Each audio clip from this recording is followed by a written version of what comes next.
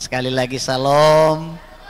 Puji Tuhan, malam hari ini kita bersyukur kepada Tuhan oleh anugerah Tuhan. Saya dan saudara masih diberi kesempatan untuk memuji, menyembah Tuhan melalui ibadah doa kita pada malam hari ini. Bapak Ibu saudara sekalian yang dikasihi oleh Tuhan, mari kita belajar firman Tuhan dari Injil Yohanes pasal yang ke-6 ayat 22 hingga ayat 26. Yohanes pasal yang ke-6 ayat 22 hingga ayat yang ke-26. Kalau sudah ketemu, katakan amin. Kita akan sama-sama baca firman Tuhan ini. Saya baca ayat yang ke-22, kita bergantian hingga ayat 26.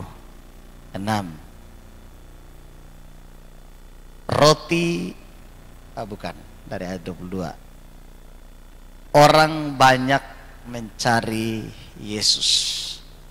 Pada keesokan harinya, orang banyak yang masih tinggal di seberang melihat bahwa di situ tidak ada perahu selain daripada yang satu tadi, dan bahwa Yesus tidak turut naik ke perahu itu bersama-sama dengan murid-muridnya, dan bahwa murid-muridnya saja yang berangkat.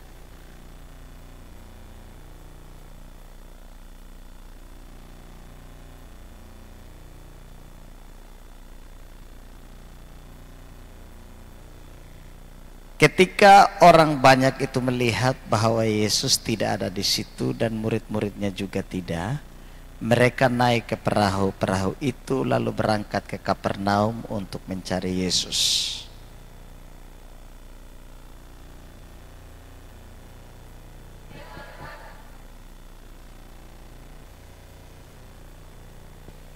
Yesus menjawab mereka, "Aku berkata kepadamu, sesungguhnya kamu mencari aku bukan karena kamu telah melihat tanda-tanda, melainkan karena kamu telah makan roti itu dan kamu kenyang." Amin buat pembacaan firman Tuhan ini. Bapak Ibu saudara-saudara sekalian yang dikasihi oleh Tuhan, konteks pembacaan kita pada malam hari ini, Tuhan Yesus baru saja memberi makan 5.000 orang pada sore menjelang malam hari. Sesudah orang banyak makan roti itu, ada yang pulang dan ada yang tidak. Mereka masih ada di situ. Dan Yesus mengundurkan diri dari tengah-tengah orang banyak itu juga bersama dengan murid-muridnya. Dikatakan murid-muridnya berangkat dengan perahu dan Yesus masih tinggal di situ. Tapi pada malam harinya Yesus berjalan di atas air, di atas danau Tiberias atau danau Galilea, dan dia tiba di Kapernaum. Ketika orang-orang semua melihat, kan semalam Yesus tidak naik perahu. Yesus tidak naik perahu. Dia di mana sekarang? Kan hanya murid-murid yang naik perahu. Mereka tidak tahu kalau Yesus berjalan di atas air berangkat menuju Kapernaum. Bapak Ibu saudara sekalian, sesudah itu mereka naik perahu-perahu yang ada di sekitar danau Tiberias di seberangnya, dan mereka berangkat ke Kapernaum menyusul Yesus atau mencari Yesus. Bapak Ibu sekalian yang dikasihi oleh Tuhan, tentu kita menghargai kerinduan orang banyak ini untuk mencari Yesus. Amin. Amin. kita menghargai bagaimana kerinduan mereka untuk bertemu dengan Yesus. Ini modal utama untuk bertemu dengan Yesus. Ada kerinduan dari hati mereka. Tetapi ada satu jawaban yang Yesus ungkapkan kepada orang banyak yang berbondong-bondong datang mencarinya. Karena mereka bertanya, "Guru, bagaimana engkau bisa tiba di sini?" Karena mereka tidak tahu Yesus berjalan di atas air.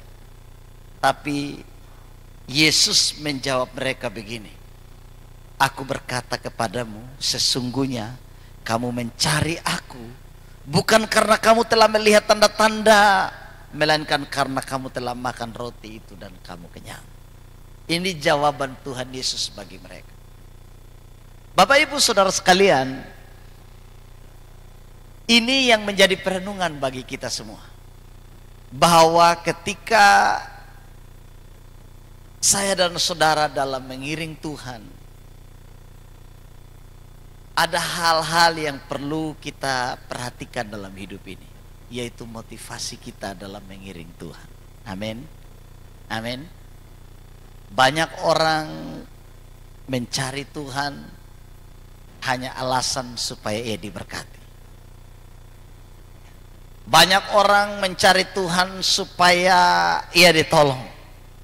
Banyak orang mencari Tuhan supaya kebutuhan jasmaninya dipenuhi. Itu motivasi yang dikritik oleh Tuhan Yesus, supaya mereka meluruskan motivasi ini. Sebab kalau kita mencari Tuhan berdasarkan pada motivasi-motivasi itu saja, maka ketika ada tantangan dalam hidup saya dan saudara, kita tidak kuat. Amin. Karena tidak memahami apa yang menjadi kehendak Tuhan. Bapak Ibu perhatikan, ketika Yesus mengkritik mereka, Bapak Ibu baca perikop selanjutnya, ayat 60. Perikopnya apa di situ?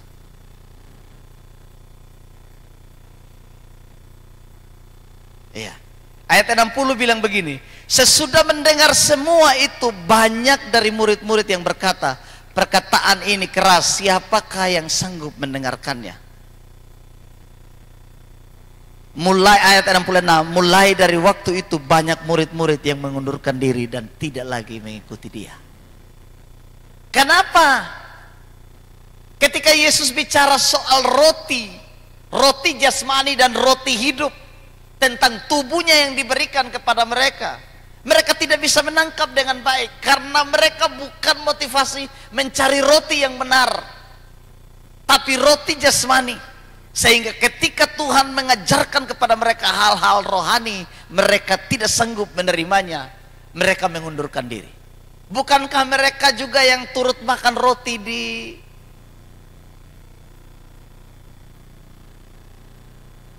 bukit pada waktu itu? Mereka makan. Mereka juga orang-orang yang telah menikmati melihat mujizat Tuhan, mereka makan. Tapi mereka tidak sanggup memahami perkataan-perkataan terdalam dari Kristus tentang bagaimana ia memberi hidup bagi mereka, bagaimana ia menjadi roti hidup yang memberikan kehidupan yang sesungguhnya bagi mereka.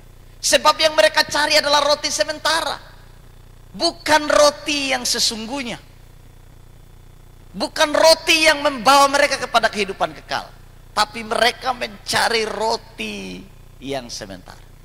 Bapak Ibu Saudara sekalian yang dikasihi oleh Tuhan, sesudah mendengarkan perkataan-perkataan itu, banyak murid-murid yang mengundurkan diri. Ayat 67, Tuhan Yesus tanya begini, katanya kepada ke-12 muridnya, apakah kamu tidak mau pergi juga? Jawab Simon kepadanya, Tuhan, kepada siapa kami akan pergi? Perkataanmu adalah perkataan hidup yang kekal. Nah, ini seharusnya yang menjadi pengakuan dari saya dan saudara, bahwa perkataan Yesus adalah perkataan hidup yang kekal. Makanya Tuhan Yesus berkata di dalam ayat 27 itu, bekerjalah bukan untuk makanan yang akan dapat binasa, melainkan untuk makanan yang bertahan sampai kepada hidup yang kekal, yang akan diberikan anak manusia kepadamu. Sebab dialah yang disahkan oleh Bapa Allah dengan meterainya. Lalu mereka bertanya, apa yang harus kami buat? Jawab Yesus, inilah pekerjaan yang dikehendaki Allah, yaitu hendaklah kamu percaya kepada Dia yang diutus Allah. Percaya kepada Dia yang diutus Bapa, diutus Allah. Artinya memiliki iman yang benar kepadanya, memiliki iman yang tulus, bukan dengan motivasi yang lain. Bapak ibu saudara sekalian yang dikasih oleh Tuhan, kekristenan kita atau iman kita tidak dibangun di atas mujizat semata. Amin. Kita memang butuh mujizat, kita perlu mujizat. Amin. Tapi iman kita tidak dibangun di atas mujizat itu. Kita lihat mujizat atau tidak, kita tetap percaya Tuhan. Amin. Kita ditolong atau tidak, kita tetap percaya Tuhan. Kita diberkati atau tidak, kita tetap percaya Tuhan. Kita ada roti atau tidak, kita tetap mempercayai Dia. Itu iman yang benar. Bukan hanya pada saat saya dan saudara diberkati baru kita percaya Tuhan. Bukan pada saat saya dan saudara sehat-sehat saja baru kita tetap percaya Tuhan, baru katakan Tuhan baik. Tidak. Dalam segala keadaan, dalam segala situasi, saya dan saudara tetap mempercayai Dia. Ini iman yang benar. Ini iman yang bertahan sampai kepada hidup yang kekal.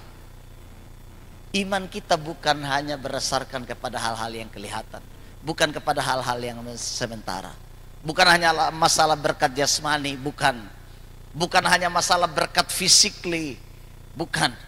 Tapi kita bicara soal kehidupan yang kekal, iman yang bertahan sampai kepada kekekalan. Kalau ini yang saya dan saudara lakukan, kalau ini yang kita bangun, maka saya dan saudara, saya percaya kita semua ini menjadi orang-orang Kristen yang memiliki motivasi yang benar dalam mencari Tuhan. Cari Tuhan itu penting, amin. Tapi motivasinya harus benar. Iya Bapak Ibu sekalian, motivasinya harus benar. Bukan karena roti, bukan karena makanan sementara, tapi karena makanan kekal, karena roti kekal itu. Makanya Tuhan Yesus meluruskan motivasi mereka, supaya mereka jangan berorientasi pada hal-hal yang bersifat sementara. Tuhan Yesus mau mengarahkan mereka kepada hal-hal yang jauh, yang bersifat kekal. Tapi mereka tidak nangkap itu, sehingga banyak murid-murid yang mengundurkan diri. Tuhan Yesus tanya kepada 12 muridnya, kenapa kamu tidak pergi Ju? Baru Petrus bilang, kepada siapa kami harus pergi? Tuhan Yesus sempat tanya kepada murid-murid, menurut kata orang, siapa aku ini? Kan waktu itu toh pengakuan Petrus di Kaisarea Filipi. Menurut kata orang, siapa aku? Murid-murid bilang, ada yang bilang engkau Elia, ada yang bilang engkau Yeremia, ada yang bilang engkau Nabi yang akan datang. Kemudian Tuhan Yesus tanya lagi, menurut kamu siapa aku? Kemudian Petrus berkata, engkau adalah Mesias anak Allah. Engkau adalah Mesias anak Allah. Bapak ibu saudara sekalian, kemudian Tuhan Yesus menjawab, engkau Petrus, engkau Kefas, di atas batu karang ini aku akan mendirikan jemaatku.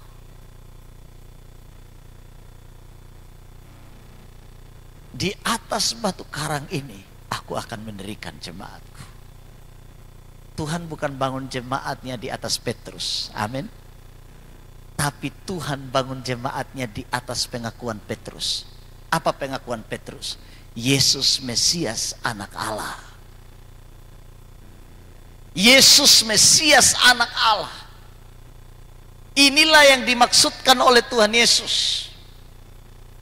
Pekerjaan yang dikehendaki Bapa inilah yang dimaksudkan oleh Tuhan Yesus. Kamu percaya kepada Yesus sebagai Mesias anak Allah yang hidup, yang diutus oleh Bapa untuk menghidupkan dunia ini. Iman kita atau gereja dibangun di atas dasar pengakuan itu. Amin.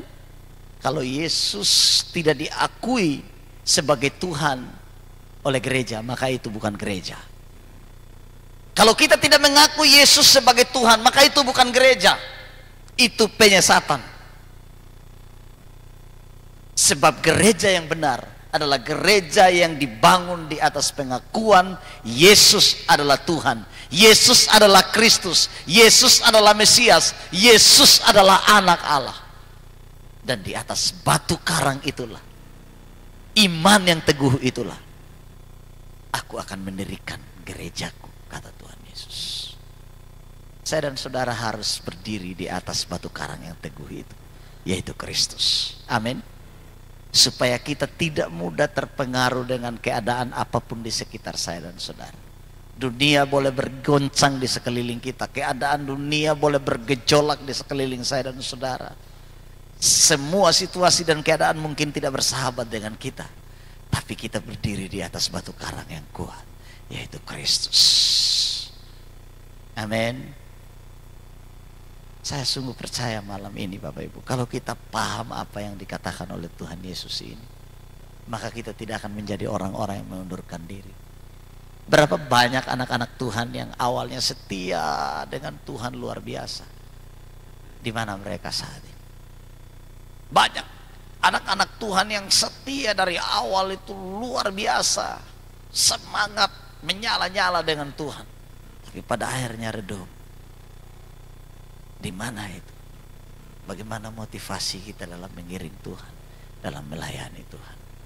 Bapak Ibu Saudara sekalian, kalau kita mengerti ini dengan benar, maka saya dan saudara akan bekerja untuk pekerjaan yang bertahan pada hidup yang kekal. Amin. Dan malam ini apa yang Bapak Ibu lakukan ada di sini, itu adalah pekerjaan yang menuntun saya dan saudara kepada kekekalan. Sebab apa yang kita bangun hari ini, sore ini, malam ini di sini, itu menunjukkan kepada pekerjaan yang dikehendaki Allah, yang membawa saya dan saudara kepada kehidupan yang kekal. Kita bukan mencari apa-apa. Kita ada di gereja ini untuk apa Bapak Ibu? Kita cari apa? Cari roti seperti kata Tuhan Yesus? Bukan. Murid-murid yang ini yang lain seberang Danau Galilea, dari Danau Tiberias. Kalau Danau Tiberias ini, itu Danau Galilea. Itu jadi satu danau yang besar. Jadi di ujung sana, di sebelah sana itu Tiberias. Di sebelah sini Genesaret. Padahal satu danau. Tapi hanya nama-nama tempat di sekitar danau itu. Ya, di sebelah sini Kapernaum. Jadi ketika mereka menyeberang dari Tiberias ke Kapernaum begitu. Genesaret, Kapernaum itu di pinggir danau, tempat di mana Petrus dipanggil Tuhan di situ, di wilayah itu, dekat pinggir laut di Kapernaum. Ya. Biasa disebut Laut Galilea, tapi biasa juga disebut Danau Galilea. Jadi di situ kalau sekarang ini Kapernaum itu dekat dengan di pinggir laut Galilea, Danau Galilea. Bapak Ibu Saudara sekalian, luar biasa cara Tuhan menyaring murid-murid yang ada. Ketika dengar perkataan Tuhan, kan Tuhan Yesus ajar mereka, bukan Musa yang kasih kamu roti, tapi Bapakku. Kemudian Tuhan Yesus berkata, akulah roti yang turun dari sorga. Kamu akan makan roti itu, kamu akan makan dagingku dan minum darahku. Mereka tidak terima. Ini keras perkataan ini. Mereka tidak mengerti itu. Ini keras perkataan ini. Mereka mulai mengundurkan diri satu-satu. Kemudian tinggal yang 12 itu. Bapak Ibu sekalian, inilah keadaan orang. Kadang-kadang saya dan saudara tidak menerima masukan kritikan, betul tidak Bapak Ibu? Kadang-kadang ya, kalau kita dikritik dan hal itu tidak menyenangkan saya dan saudara, mungkin kita bisa jangan jangan gitu ya. Orang banyak ini dikritik oleh Tuhan dengan cara mereka diajarkan kepada kebenaran yang luar biasa. Tapi kita lihat di sini Bapak Ibu sekalian, orang banyak ini tidak mau, mereka tidak memahami apa kata Tuhan. Mereka mulai mengundurkan diri satu persatu. Padahal mereka juga disebut murid-murid. Jadi murid dengan rasul ini berbeda Bapak Ibu ya. Kalau rasul itu ada 12 orang saja. Kalau murid itu banyak. Murid itu banyak. Ya. Jadi murid itu adalah orang-orang yang memang setia mengikuti Tuhan. Tapi di sini kita lihat ada memang motivasi mereka yang benar, ada motivasi mereka yang salah. Oleh karena itu dari pembelajaran ini saya hanya mau sampaikan kepada kita semua bahwa jadilah murid yang memiliki motivasi yang benar mengiring Tuhan. Amin. Amin. Ya. Bukan karena kita mencari roti seperti kata firman Tuhan, bukan. Tapi kita mencari roti yang hidup itu. Bukan roti yang sementara, tapi roti yang hidup itu, yang memberikan nilai kekekalan bagi hidup saya dan saudara. Dan itu adalah Yesus. Dan itu adalah Yesus. Mereka hanya menginginkan roti yang bertahan sementara. Tapi roti hidup itu adalah roti yang bertahan sampai kepada kekekalan. Itu sebabnya ketika Tuhan Yesus bicara soal kematian, mereka bilang ini perkataan keras. Bagaimana kita makan dagingnya, bagaimana kita minum darahnya, padahal Kristus berbicara soal kematian. Mereka bilang ini tidak masuk di akal. Kita mundur saja. Makanya Tuhan Yesus sekali lagi tanya kepada Petrus, kamu tidak mundur juga? Adakah yang mau mundur? Adakah yang mau mundur dari Tuhan? Kalau Tuhan Yesus ada di sini dan dia tanya, Bapak Ibu ada yang mau mundur dari Tuhan? Beranikah saya dan saudara berkata seperti Petrus berkata, kami mau mundur kemana Tuhan? Kami mau pergi kemana? Kami tahu perkataan yang Engkau katakan itu adalah perkataan hidup yang kekal. Kami mau mundur kemana? Kemudian Tuhan Yesus tegaskan lagi, menurut kamu siapa aku? Menurut kamu siapa aku? Engkau adalah Mesias, anak Allah yang hidup. Pada ujung pengakuan saya dan saudara, inilah yang harus kita hidupi. Amin. Pengakuan kita, inilah yang harus kita hidupi. Yesus adalah Tuhan dan Juru Selamat dalam hidup saya dan saudara.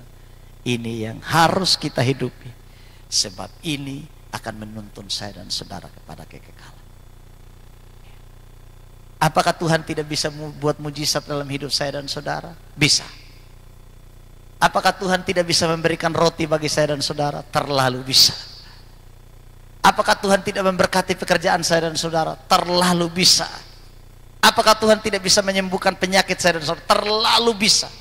Tapi Dia mau mengajarkan saya dan saudara jauh lebih daripada itu. Amin. Dia mau mengajarkan kepada saya dan saudara iman pada level, bukan pada mujizat-mujizat itu, bukan pada tanda-tanda ajaib itu, tetapi pada tanda-tanda iman yang ditunjukkan dengan kesetiaan yang total pada Tuhan. Yesus adalah Mesias, anak Allah. Dia mau mengajarkan nilai kekekalan bagi saya dan saudara. Oleh karena itu Bapak Ibu Saudara sekalian, malam ini melalui kebenaran ini saya ingatkan kita bahwa mari kita mengejar roti yang sesungguhnya. Mari kita rubah fokus hidup kita, rubah orientasi hidup saya dan saudara, rubah motivasi kita. Mari kita berorientasi kepada kekekalan. Amin. Amin. Ya. Dan cara berorientasi kepada kekekalan itu seperti yang saya dan saudara lakukan. Doa, memuji Tuhan, menyembah Tuhan, ibadah, gereja, persekutuan, dan banyak hal-hal lain lagi yang harus saya dan saudara kerjakan dalam hidup ini selagi Tuhan masih memberi kita kesempatan untuk berbuat sesuatu bagi Tuhan. Sebab nanti satu waktu ketika kita tidak lagi bisa berbuat apa-apa, tidak ada kesempatan bagi saya dan saudara untuk memperbaiki diri. Tuhan saya dan saudara itu Tuhan yang luar biasa. Dia Tuhan yang penuh dengan keajaiban. Dia Tuhan yang penuh dengan mujizat.